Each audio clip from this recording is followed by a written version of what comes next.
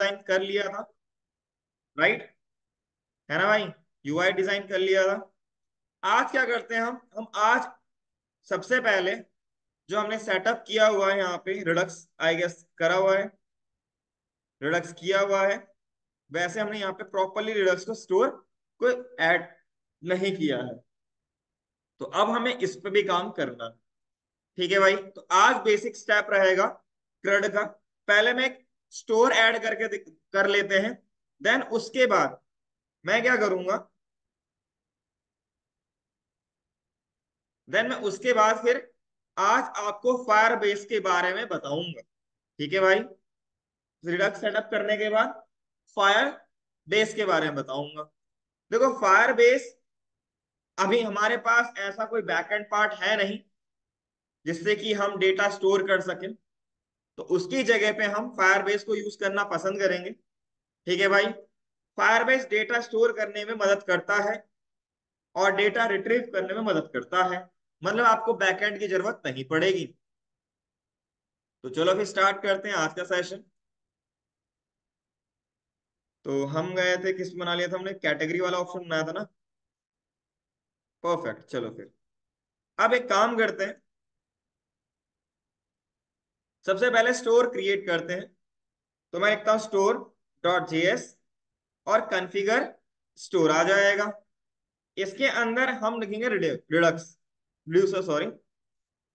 देखो reducer basically अब यहां पर क्या रहेगा, याद रखिएगा, जितने सारे मॉड्यूल्स आपके होंगे, जैसे प्रोफाइल, जैसे ऑर्डर हो गया, प्रोडक्ट हो गया, कैटेगरी हो गया, यूजर हो गया, ये सारे आपके एक अलग से रिड्यूसर बनेंगे, एक अलग से स्टोर बनेगा जो कि अलग अलग मैनेज किया जाएगा। आप चाहो तो सेम एक रिड्यूसर बना उसमें सारे काम कर सकते हो, लेकिन वो बेनिफिट आपको नहीं देगा। तो हम क्या करेंगे, अलग अलग रिड्यूसर बनाएंगे और यहाँ पे जो हम पास करेंगे उन सबका कॉम्बिनेशन होगा भाई, उन सबका क्या होगा, कॉम्बिनेशन होगा। तो उसके लिए मुझे यहाँ पे रिड्यूसर पे जाना पड़ेगा और लेट्स से मैं यहाँ पे लिखता हूँ अभी category, category reducer dot JS. ठीक है भाई, और मैंने लिखा कॉन्स्ट कैटेगरी रिड्यूसर, ठंड में हाथ भी नहीं चलते ढंग से, और उसके बाद यहाँ पे होगा एक स्टेट और एक आपका एक्शन। ठीक है भाई, और यहाँ पे मैं चाहूंगा एक कॉन्स्ट बनाना, इनिशियल, स्टेट, और ऑब्जेक्ट में बात कर दूंगा कैटेगरीज, जो कि स्क्वायर ब्रैकेट में रहेगा, और इसको मैं इक्वल टू में कैटेगरीज इनिशियल स्टेट को देना पसंद करूंगा। और उसके बाद स्विच केस लिखने का, अभी फिलहाल में यहाँ पे कुछ नहीं है, तो एक्शन डॉट टाइप वैल्यू की जरूरत अभी है नहीं, तो इसको हटा दीजिए, डिफॉल्ट में रिटर्न कर दीजिए आप क्या, स्टेट को। नहीं करोगे तो आपको एरर देखने को मिल चुका होगा टाइप स्क्रिप्ट, है ना भाई, रिटर्न मत करो, एरर आनी चाहिए।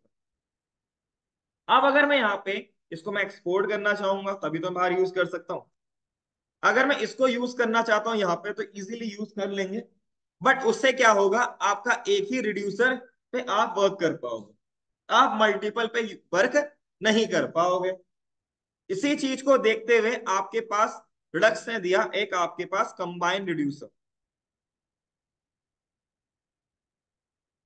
ठीक है भाई, क्या है, कंबाइंड रिड्यूसर।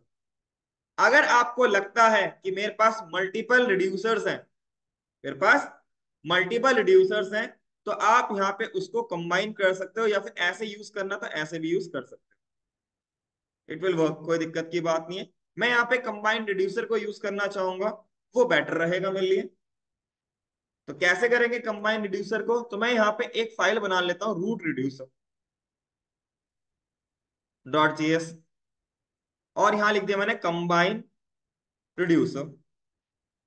ठीक है भाई, इसके अंदर हम पास करेंगे क्या, हम यहाँ पे पास कर, लेट्स से मेरे को क्या चाहिए था, कैटेगरी चाहिए था ना, तो कैटेगरी और इसका कैटेगरी रिड्यूसर। ठीक है, आप यहाँ पे मल्टीपल रिड्यूसर को कंबाइन करके सिंगल यूनिट में कन्वर्ट कर सकते हो। मतलब अभी आपके पास ये रिटर्न करेगा ग्लोबल स्टोर, और इसके अंदर मल्टीपल आपके रिड्यूसर्स कंबाइन कर दिया आपने।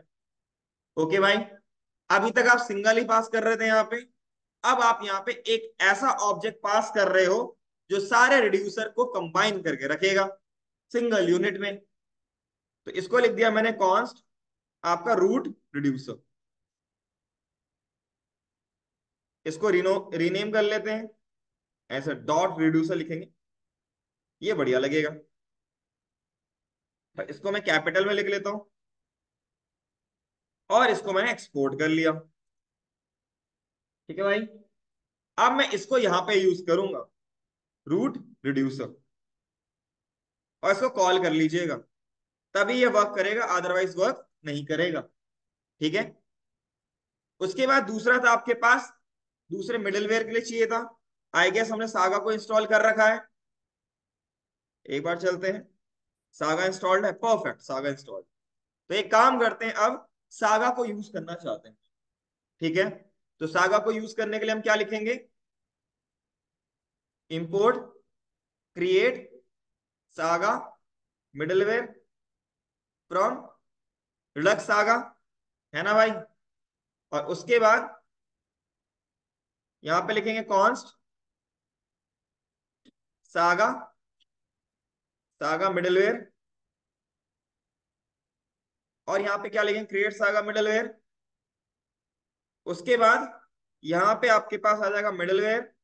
और अब यहाँ पे देखो, पहले क्या होता था कि पहले हम यहाँ पे यूज कर लेते थे स्क्वायर ब्रैकेट के अंदर सागा मिडलवेयर ऐसे, बट अब यहाँ पे कॉल बैक मांगता है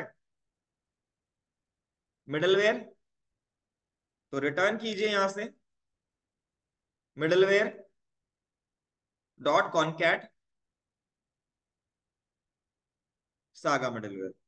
ठीक है भाई, उसके बाद लास्ट में हमें चाहिए डेव टूल, और डेव टूल में वही प्रोसेस डॉट env, अगर प्रोडक्शन में नहीं है तो ट्रू, अगर प्रोडक्शन में है तो फॉल्स।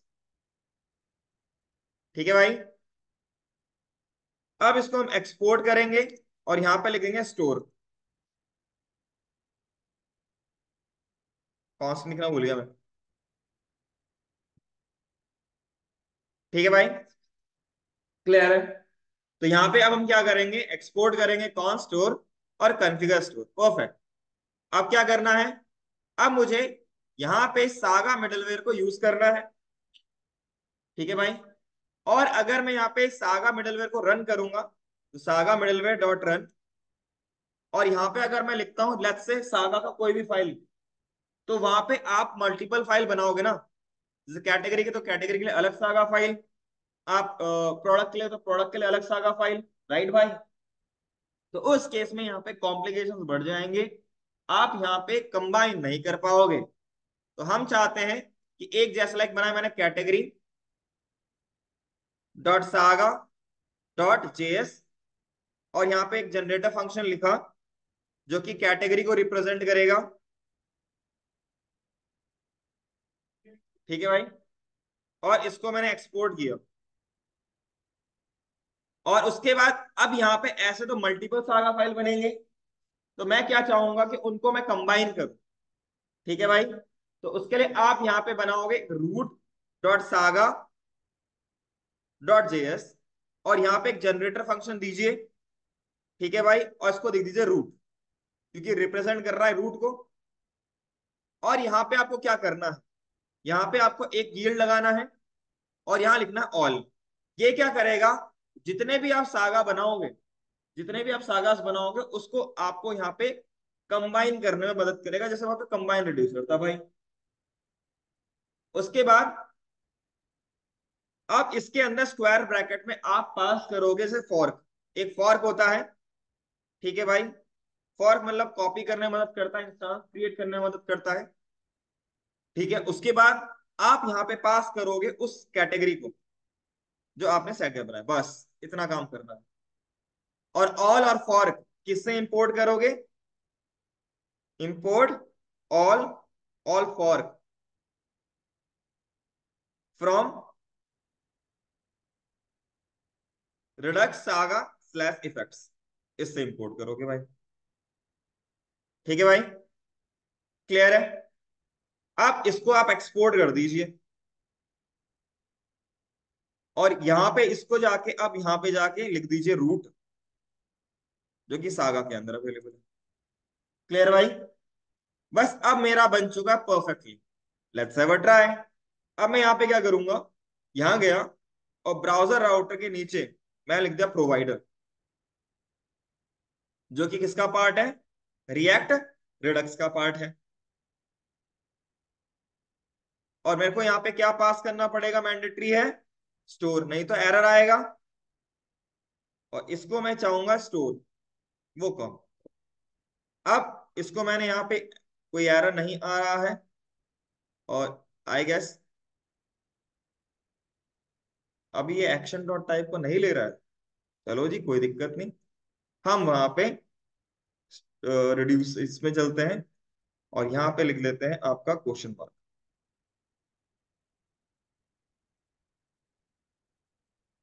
ठीक है, वो बर्मास्त्र है आपका।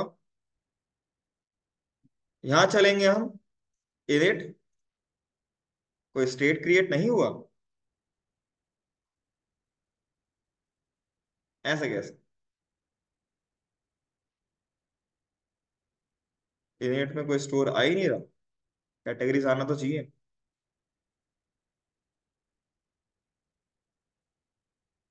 डिफॉल्ट में रिटर्न कर तो रहा हूँ स्टेट।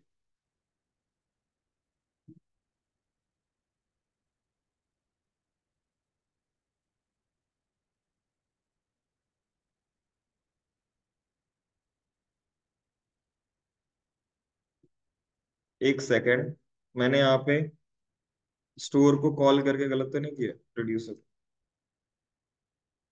हाँ, करने कॉल करके मैंने गलत किया था, कॉल नहीं करना था, वो ऑटोमेटिकली कॉल हो चुका। हो गया भाई आपका तैयार। ठीक है भाई, तो मान लो अब आप यहाँ पे क्या करोगे, अगर आप यहाँ पे कैटेगरी लिख रहे हो, तो जो भी इसके अंदर का जो स्टोर बनेगा आपका, इसका पूरा वाला पार्ट, वो कैटेगरी के अंदर आएगा। ठीक है, तो जब वैल्यू गेट करोगे तो state dot category dot categories. ठीक है भाई, इस तरीके से गेट करोगे। चलो भाई, और कोई एरर नहीं आ रहा है, मतलब आपका सागा भी आपका वर्क कर रहा है। क्लियर भाई, कोई डाउट। अब हम यहाँ पे क्या करेंगे, हमारा पहला काम तो हो चुका है। दूसरा काम, अगर मुझे यहाँ पे ऐड करना है, create sorry add update delete करना है, तो एक तरीका तो ये है कि भाई मैं इस पे जाके क्या करूं, आपका जाके यहाँ पे बार बार जाके यहाँ ऐड करूं, फिर रिट्रीव करूं, लेकिन वो वन टाइम के लिए रहेगा भाई। ठीक है, मैं क्या चाहता हूं कि यहाँ पे जो डेटा स्टोर हो, वो आपका कहीं डेटाबेस में जाके स्टोर हो, ताकि मैं फ्यूचर में उसको यूज कर सकूं। ठीक है भाई, तो चलो फिर यहाँ पे पढ़ते हैं एक कॉन्सेप्ट, एक तरीका जिसका नाम है फायरबेस। क्लियर भाई, चलो भाई, क्या होता है फायरबेस, इसके बारे में पढ़ते हैं। तो आज मैं आपको यहाँ पे फायरबेस का इंट्रोडक्शन पार्ट दूंगा, ताकि आप इसको घर जाके गो थ्रू कर सको। ठीक है, ताकि आपको इसको पता चले कि फायरबेस क्या है, इसका फायदा क्या है। तो वो फायरबेस कुछ नहीं, फायरबेस एक गूगल का प्रोडक्ट है, जिसके जिसके बिहाफ पे आप क्या कर सकते हो, अपना डेटा, जो आप इस वेबसाइट के थ्रू यहाँ से, जो आप यहाँ पे ऐड करना चाहते हो, उस डेटा को मैं फायरबेस में जाके स्टोर कर सकूं। ये आपका एज अ बैकएंड काम करेगा। ठीक है भाई, अगर आपके पास पहले से ही, अगर आपके पास पहले कोई बैकएंड बना हुआ है और आपको एपीआई मिल जाती है, तो आप उसको भी इंटीग्रेट कर सकते हो। ठीक है भाई, आपके ऊपर डिपेंड करता है आपको क्या यूज करना है। अगर आपको रिएक्ट ही आपका कोर्स है, तो भी आप इसे सीखिए, और अगर आपका रिएक्ट प्लस आपका नोड है, तो भी इसको सीखिए, क्योंकि फायरबेस कहीं ना कहीं आपको यूज करना पड़ेगा। कंपनी में जाके कभी ना कभी आपको ये फायदा हो जाएगा कि आपको फायरबेस के बारे में नॉलेज है। उसके एक्स्ट्रा फीचर्स के बारे में बात करें तो वो आपको आगे पढ़ लोगे आप। ठीक है, मतलब पता रहेगा आपको। क्लियर। अब हम बात करते हैं फायरबेस क्या है।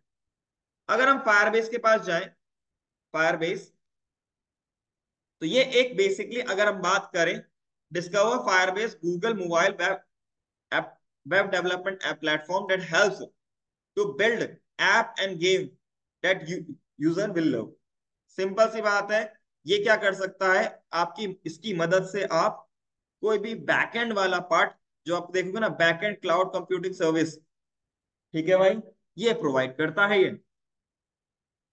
आपने गोडैडी गोडैडी सुना होगा, आपने होस्टिंगर सुना होगा, यहां पर भी आप क्या कर सकते हो, वेबसाइट लाइव कर सकते हो, ठीक है, ये होस्टिंग भी प्रोवाइड कर देता है। चलो इसको देखते हैं। अगर आपको इसको यूज करना है तो सबसे पहले आपके पास आपका जीमेल अकाउंट होना चाहिए, ठीक है भाई।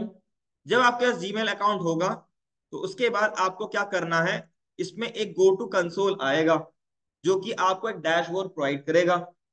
इस पे क्लिक कीजिए। इस पे आप क्लिक करोगे तो आप यहाँ पे अभी कुछ नहीं है, ये इग्नोर मारिएगा, ये क्योंकि दूसरे प्रोडक्ट उसका था, इसको इग्नोर मारिएगा। आप यहाँ पे एक क्लिक कीजिएगा इसको और अपना एक प्रोजेक्ट बनाइएगा। जैसे लिखा मैंने ई कॉमर्स 9:30 AM, ठीक है भाई, ये वाला पार्ट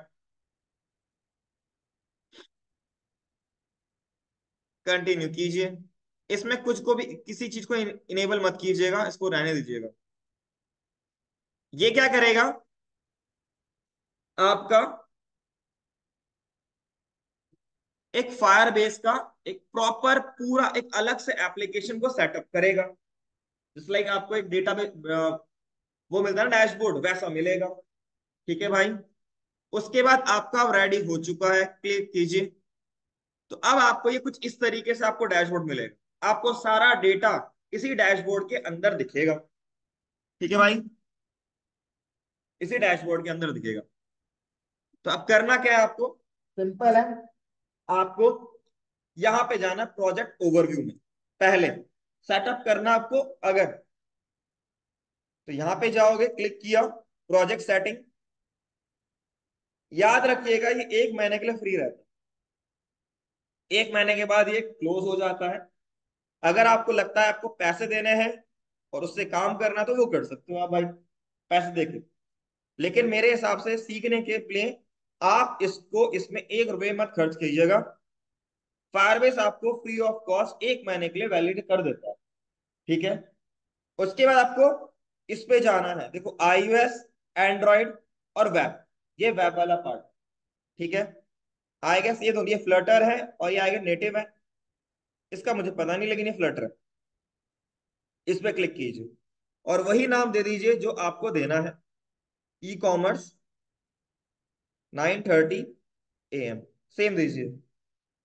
आपको फायरबेस होस्टिंग सेटअप करना है, नहीं करना है तो इसको चेक मत कीजिएगा, ओके भाई, इसको चेक नहीं कीजिएगा। उसके बाद रजिस्टर है, अब आपको ऐप को रजिस्टर करना है। उसके बाद ये क्या बोलेगा कि 2 तरीके हैं फायरबेस को यूज करने। पहला तरीका है एनपीएम की मदद से, दूसरा स्क्रिप्ट की मदद से। तो हम रिएक्ट पे काम कर रहे हैं तो NPM is the best choice. इसे कॉपी कीजिए, Ctrl+C+Y और इसको जाके पेस्ट कर दीजिए। मतलब एक फायरबेस का पैकेज है, वो आपको इंस्टॉल करने के लिए बोल रहा है, ठीक है भाई, क्लियर है, कोई डाउट।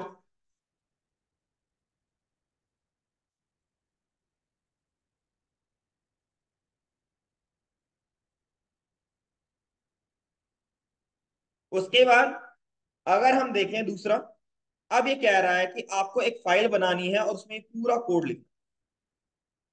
इसमें आपकी एपीआई की ये रही, ये इंपॉर्टेंट है। पहले ही बता रहा हूं, मेरा एपीआई की यूज मत करना, क्योंकि जो मैं डेटा स्टोर करूंगा ओवरराइट कर देगा।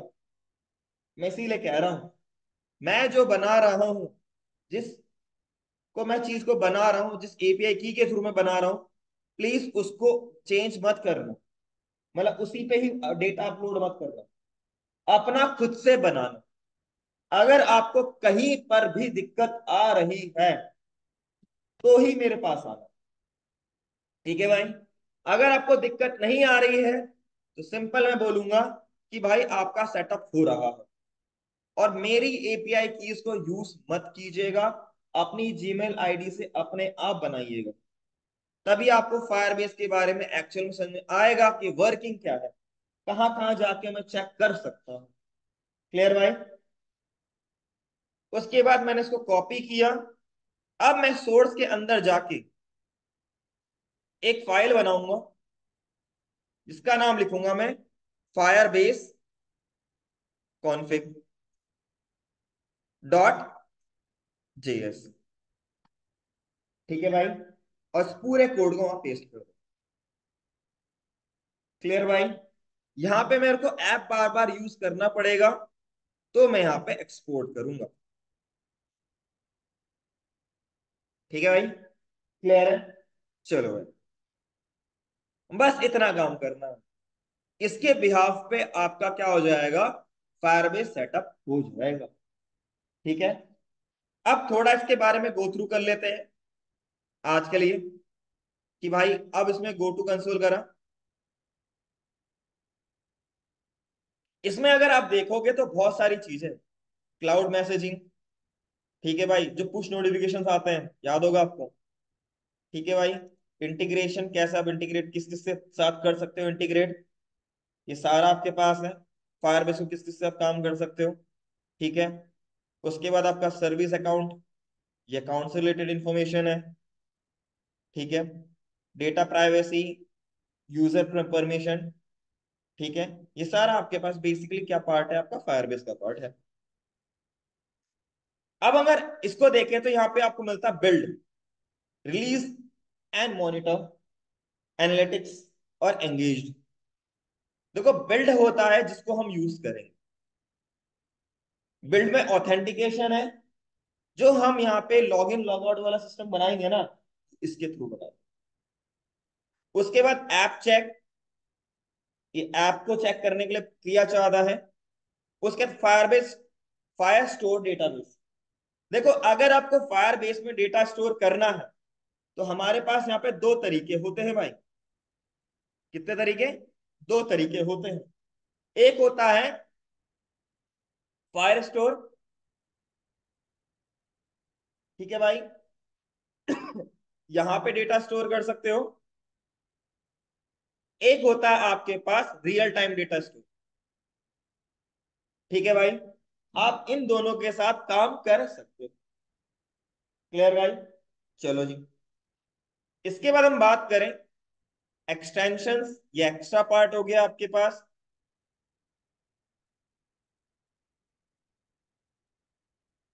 ना टाइम क्यों लग रहा है?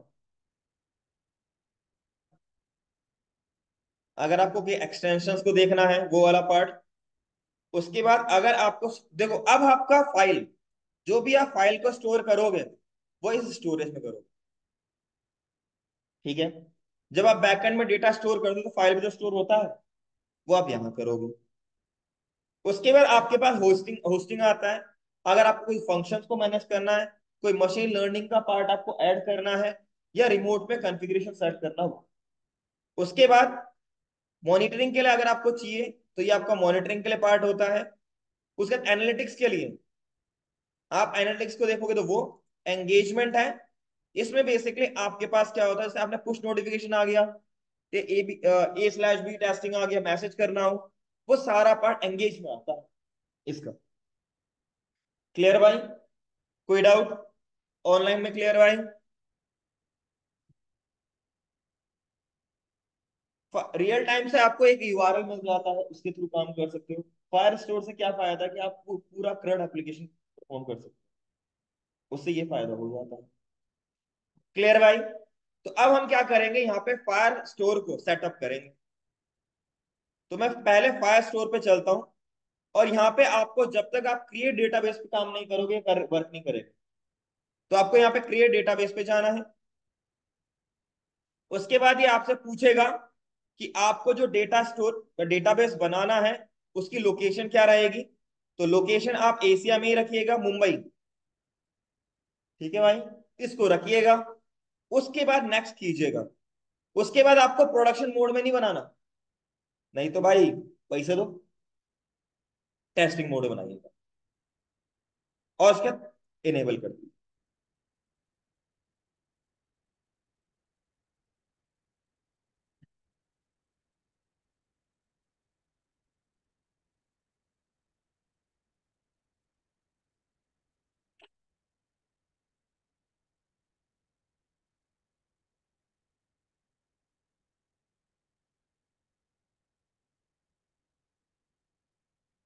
अब आपका बन चुका। अगर आपको मोंगोडीबी याद है तो ये उस टाइप पे डेटा स्टोर करता है। ठीक है भाई, उस फॉर्मेट में डेटा स्टोर करेगा ये। क्लियर भाई?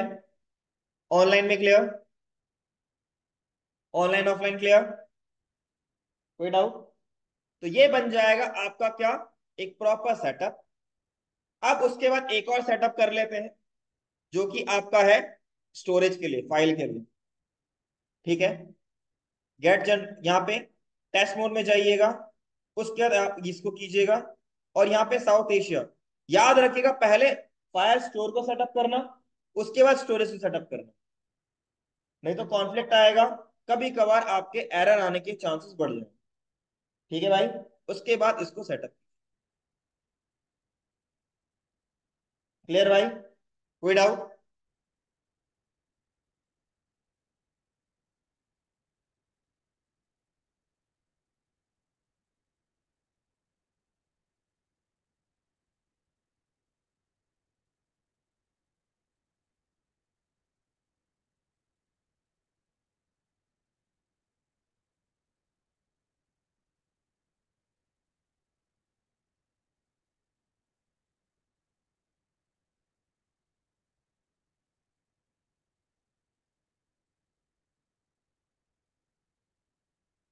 तो जितनी फाइल्स होंगी आपकी यहाँ यहाँ डाउनलोड, यहाँ अपलोड।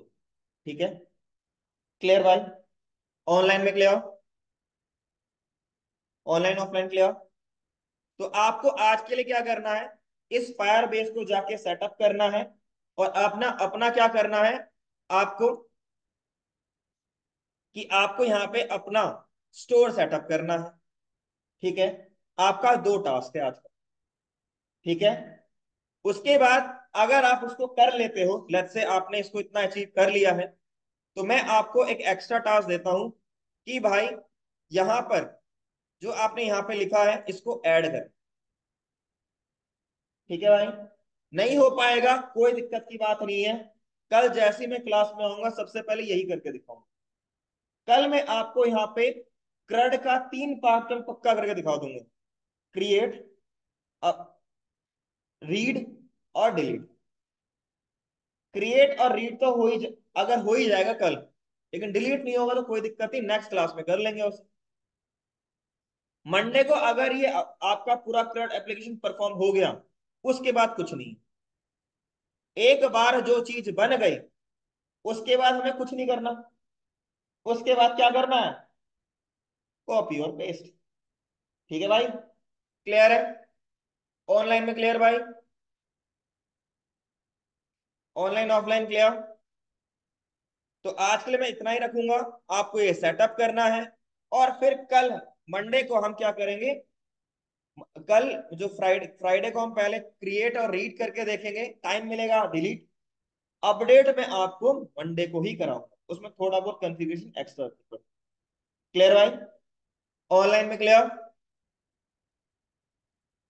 ठीक है, तो जितना मैंने आज आपको टास्क दिया है उसको कर लीजिएगा। ठीक है, और अगर आपको लगता है कि मैंने इतना कर लिया है तो ऐड करने की कोशिश कीजिएगा फॉरेस्ट स्टोर। ओके भाई? क्लियर? ऑनलाइन में क्लियर भाई?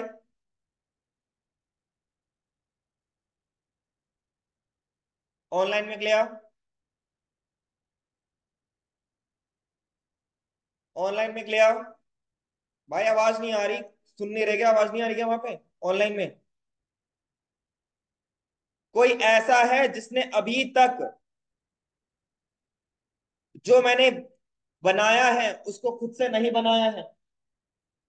कोई ऐसा है कि नहीं? कोई ऐसा है तो नहीं ना? क्लियर भाई? चलो फिर कल मिलते हैं, आज के लिए फिलहाल इतना ही करूंगा। कल मिलेंगे, कल हम करेंगे पहले क्रिएट और फिर रीड। ओके? चलो, ऑनलाइन में क्लियर भाई?